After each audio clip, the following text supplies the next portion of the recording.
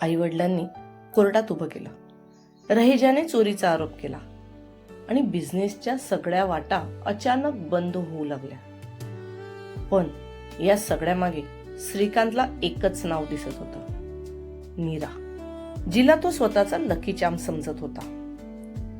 तीच खरंच त्याच्या नशिबाची चावी होती की त्याच्या आयुष्यातलं सगळ्यात मोठं संकट.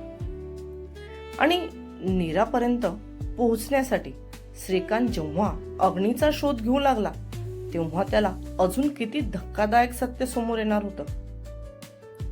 अग्नीर भाग 77 मध्ये आपण पाहणार आहोत, कधी कधी आयुष्य एका समस्येने नाही तर एकाच वेळी अनेक प्रश्नांनी आपल्याला घेरून टाकतं. श्रीकांत समोरही आज असेच अनेक प्रश्न उभे होते.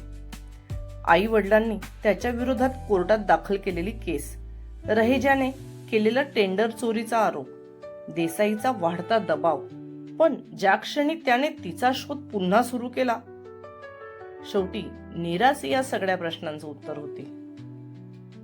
श्रीकांतने स्वतःच प्रयत्न करून पाहिलं, पण त्याच्या आईवडिलांशी भेट झाली नाही. शेवटी त्याने पार्थला सांगून त्याच्यासाठी एक चांगला वकील बघायला लावला.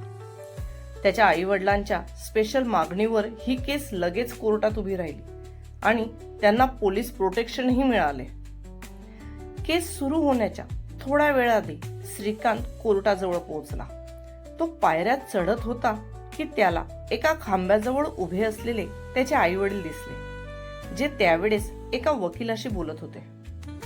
त्या दोघेही म्हातारीला बघून श्रीकांतचा राग उफाळून आला आणि तो भराभर पावलं टाकत त्यांच्याजवळ पोहोचला. असे कोणते आई वडील असतात जे आपल्याच मुलाविरोधात कोर्टात केस करतात? तो त्यांच्या अंगावर ओरडत म्हणाला. तसा त्यांच्याजवळ उभा असलेला एक हवालदार येऊन त्याला म्हणाला, अहो सर, तुम्हाला जे काही सांगायचं असेल ते कोर्टात जाऊन सांगा. यांची जबाबदारी साहेबांनी माझ्यावर सोपवली आहे, त्यामुळे तुम्ही यांच्यावर कोर्टाच्या आवारात या भाषेत बोलू शकत नाही. सर प्लीज तुम्ही माझ्यासोबत चला, मी तुमची त्यांच्याशी पर्सनल भेट घालून देतो, ते सुद्धा केसच्या आधी. फक्त मला 5 मिनिटं द्या. त्या हवालदारला श्रीकांतशी असे बोलताना पाहून श्रीकांतचा वकील लगेच गडबडीने त्याच्यापर्यंत पोहोचला आणि तो श्रीकांतला समजावत म्हणाला. तसंच श्रीकांतने वकिलाकडे बघितलं आणि वकिलाच्या मागे पार्थ उभा होता. पार्थने त्याला डोळ्यांनी ओके असा इशारा केला. तेव्हा श्रीकांतने सुद्धा त्या वकिलाच्या म्हणण्याला होकार देत तिथून बाजूला झाला. तो वकील थोडा वेळ त्या विरोधी पक्षाच्या वकिलांशी बोलला आणि मग बाजूला येत श्रीकांतला म्हणाला, सर ते बोलायला तयार आहेत, पण त्यांच्यासोबत तो हवालदार सुद्धा राहील, त्यामुळे प्लीज तुम्ही बोलताना थोडं नरमाईने घ्या. वकिलाने हे सांगतात श्रीकांतने त्याच्या आईवडिलांचा अजून राग आला, पण सध्या राग करून फायदा नव्हता, त्यामुळे त्याने वकिलांच्या म्हणण्याला होकार दिला. का करत आहात तुम्ही हे सगळं आणि कोणाच्या सांगण्यावरून? कारण मला माहिती आहे की माझ्या विरोधात केस करणं एवढं तुमचं डोकं कधीच चालणार नाही. एका छोट्याशा रूमच्या मध्यभागी एक टेबल ठेवला होता. त्या टेबलाच्या एका बाजूला श्रीकांतचे आई वडील आणि एका बाजूला श्रीकांत बसला होता. टेबलाच्या बरोबर मधोमध असलेल्या एका साईडच्या बाजूला तो पोलीस हवालदार बसून त्या सर्वांवर लक्ष ठेवत होता. त्या हवालदारला बघून श्रीकांतने बोलताना त्याचा आवाजाचा ताबा जरी ठेवला असला तरी बोलण्यातून राग मात्र व्यक्त होत होता. हे बघ, तू जे काही केलं ते चुकीचं होतं. तू आमचं सगळं आमच्याकडून हिसकावून घेतलं आणि आम्हाला तिथेच सोडून आलास. त्यानंतर आमचे किती हाल झाले हे बघण्यासाठी सुद्धा तुला वेळ मिळाला नाही. त्याची आई रडत तिचा पदर तोंडाला लावून त्याला म्हणाली. तेच त्याच्या वडिलांनी हळूच तिच्या खांद्यावर त्यांचा म्हातारा थरथरणारा हात ठेवून तिला सांत्वना देण्याचा प्रयत्न केला. हो तर मग तुम्ही काय करणार होते?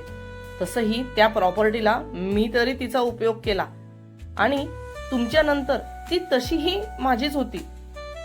आज जेव्हा त्या प्रॉपर्टीवर सगळं व्यवस्थित चालू आहे तेव्हा मात्र तुम्हाला हे असले थेर सुचता आहेत.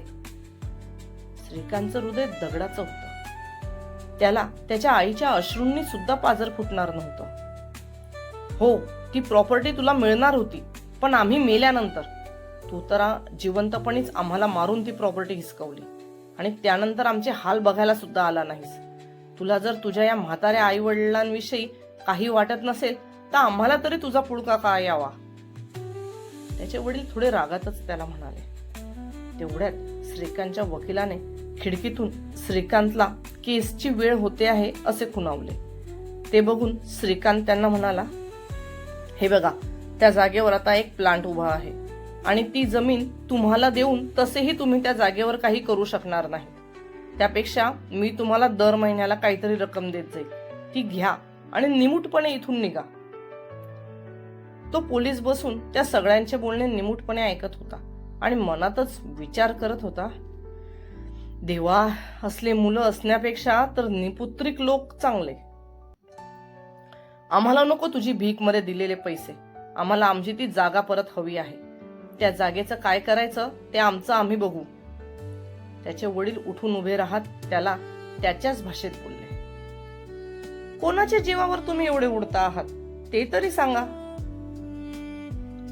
त्याच्या वडिलांचं असं बोलणं सहन होऊन तो सुद्धा उठून उभा राहिला आणि रागातच त्याच्या डोळ्यात डोळे घालून म्हणाला, देवदूतांना काही नाव नसतं आणि आमच्यासाठी तर खरंच देवदूतच होता तो. त्याच्या आईने उठून उभे राहत त्याच्या वडिलांच्या खांद्यावर हात ठेवला आणि त्यांच्या वडिलांकडे बघत म्हणाली. मग त्याच्या वडिलांनी सुद्धा तिला डोळ्यांनी आश्वस्त करत त्या पोलिसाकडे पाहिले. तसं तो पोलीस उठून उभा राहिला आणि त्या दोघांना सोबत कोर्ट रूम मध्ये घेऊन गेला. देवदूत, या देवदूताचा तपास तर आता करावाच लागेल. श्रीकांत बाहेर येताच त्याच्या वकिलाने त्याच्याकडे काही कागद दिले, ज्याच्यावर सही करून तो सुद्धा कोर्ट रूम मध्ये गेला. तुला खरंच वाटतं की आपल्याला हा काही उपयोगाचा आहे? कोर्टातून बाहेर निघाल्यावर श्रीकांतने पार्थला विचारलं, कारण वकिलांनी दिलेल्या आजच्या परफॉर्मन्सवर तो काही तेवढा खुश नव्हता. सर, कमी वेळेत मी यांनाच अरेंज करू शकलो, पण तुम्ही काही काळजी करू नका. आता आपल्या हातात अजून 4 दिवस आहेत. 4 दिवसात आपण एक दुसरा चांगला वकील बघून त्यांना वकीलपत्र देऊ. पार्थचं म्हणणं कुठेतरी श्रीकांतला सुद्धा मनाला पटलं आणि त्याने त्याची मान होकारात हलवली. गाडी काढून ते त्यांच्या ऑफिसकडे निघालेच होते की देसाईने फोन करून श्रीकांतला त्याच्या ऑफिसमध्ये बोलावून घेतलं. हे काय ऐकतो आहे? ही केस कोर्टात उभीच कशी राहिली? तुला थोडी तरी कल्पना आहे की तो प्रोजेक्ट थांबल्यावर माझं किती पैशांचं नुकसान झालं असेल? श्रीकांत देसाईच्या ऑफिसमध्ये आल्याबरोबर देसाई त्याच्यावर गरजला. मी माझ्याकडून प्रयत्न करतोच आहे, पण ते दोघं म्हातारी माझं ऐकायलाच तयार नाही. तुम्ही मला अजून थोडा दिवसांचा वेळ द्या, मी नक्कीच याबाबत काहीतरी करतो. हे बघ, ही केस कोर्टात उभी राहिल्याने माझे हात सुद्धा दगडाखाली गेले आहेत. मी यात तुझी काही मदत करू शकत नाही. मला लवकरात लवकर ही केस निकाली लावून दे. देसाई असे सांगताच श्रीकांतनेही त्याची मान होकारात हलवली आणि तो त्याच्या ऑफिसमधून निघून स्वतःच्या ऑफिसकडे जायला वळला. सर, मिस्टर रहेजा ऑनलाईन आहेत. देसाईकडून निघून तो खाली पार्किंग मध्ये आलाच होता की पार्थने त्याच्या हातात फोन ठेवला. हाँ बोलिए मिस्टर रहेजा, आज कैसे याद किया? ए श्रीकांत, मुझसे ऐसी चिकनी चुपड़ी बातें करके तुम बात घुमाने की कोशिश मत करो. मुझे ये बताओ, क्या वो नाला सोपारा का टेंडर तुमने चोरी किया था?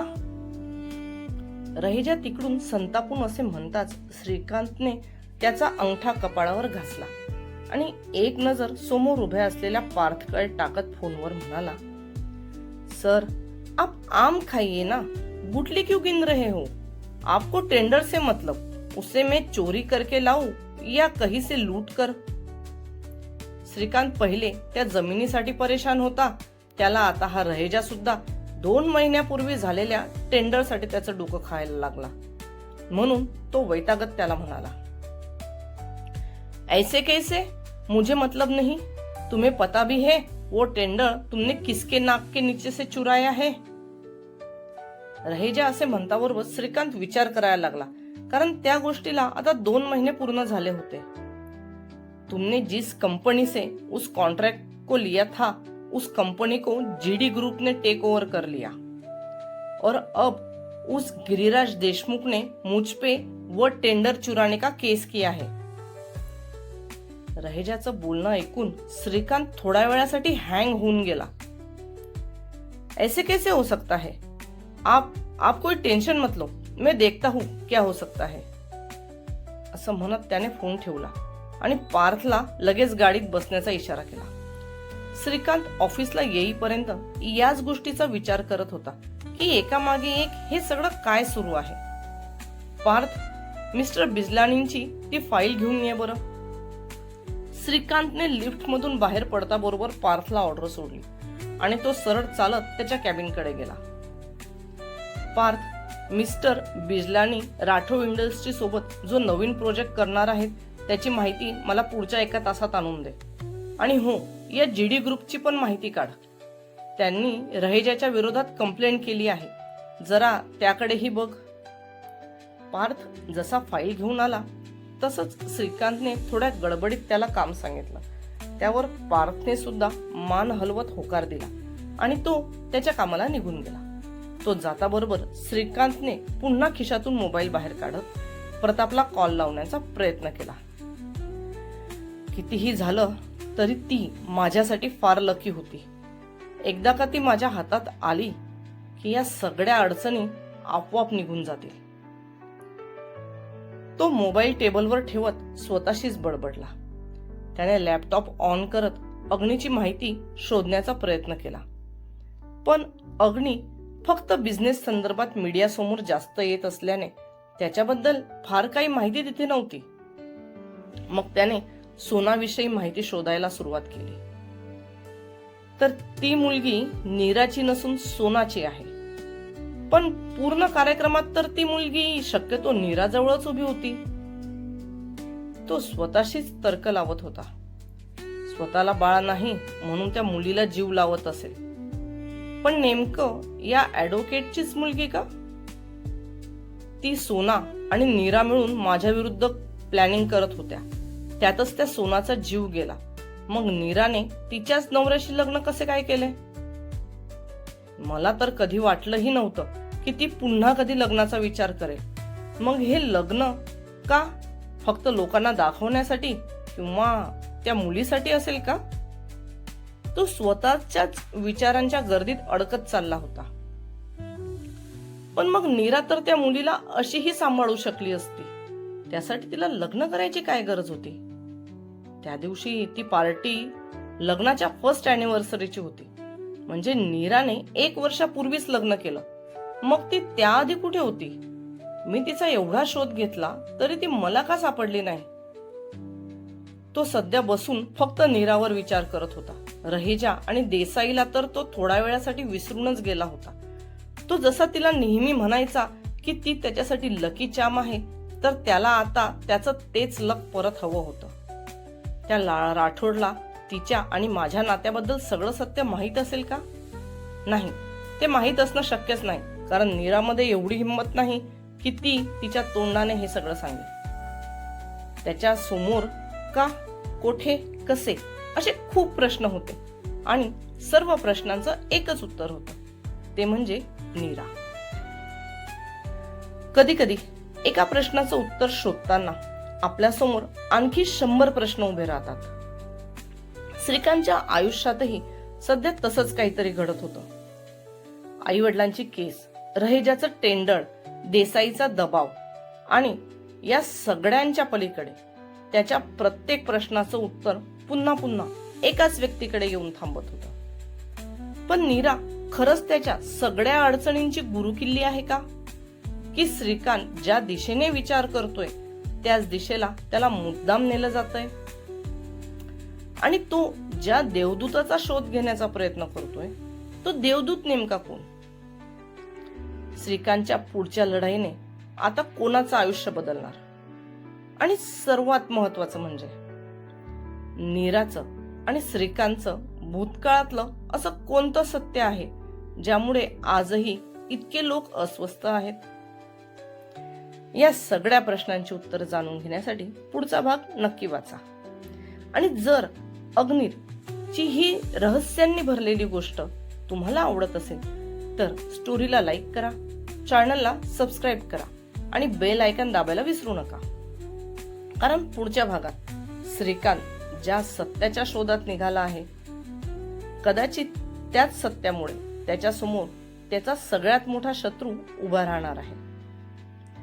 पुढे काय होईल भेटूया अग्नीरच्या पुढच्या भागात.